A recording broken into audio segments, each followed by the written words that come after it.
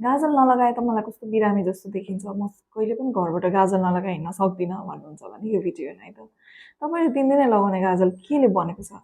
गाजल हाम्रो शृङ्गार र सांस्कृतिक परम्परासँग पनि जोडिएको एउटा कस्मेटिक प्रडक्ट हो। अहिले बजारमा पाइने गाजलमा चाहिँ कार्बन बेस्ड इन्ग्रिडियन्ट्स र अरू केमिकल्स बढी पाइने गरेको छ। सबै गाजल एउटै खाले त हुँदैनन्, तर केही गाजलमा चाहिँ हाम्रो शरीरलाई हार्मफुल हुने लिड जस्ता केमिकल्स पनि भेटिएका छन्। लिड हाम्रो शरीरका लागि निकै नै हानिकारक पदार्थ हो।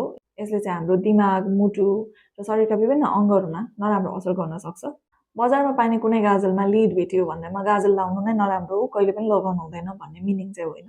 तर तपाईँले लगाइराख्नु भएको गाजलमा के इन्ग्रिडियन्ट छ, कति मात्रामा छ र तपाईँको एक्सपोजर कति भइरहेको छ भन्ने कुरा चाहिँ धेरै इम्पोर्टेन्ट हुन्छ। बजारमा अहिले थुप्रै ब्रान्डका गाजलहरू पाइन्छन्, कति त नन ब्रान्डेड पनि छन् र यदि तपाईँ चाहिँ ब्रान्डेड गाजल युज गर्नुहुन्छ अनि मैले त राम्रो गाजल लगाइरहेको छु, म सेफ छु भनेर सोच्नुहुन्छ भने एकचोटि त्यहाँ भएको इन्ग्रिडियन्ट लिस्ट पढेर मात्रै ढुक्क हुनुहोला।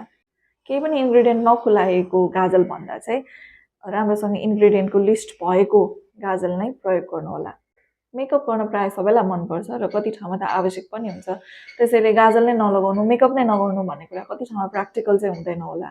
तर केही कुरा ध्यान दिन सकिन्छ, जस्तै गाजल लगाउँदाखेरि आँखाको भित्री भागसम्म घस्ने भन्दा पनि बाहिरै लगाउने। अर्को चाहिँ धेरै पुरानो प्रडक्ट युज नगरिराख्ने र अरूसँग सकेसम्म मेकअप प्रडक्टहरू सेयर नगर्ने।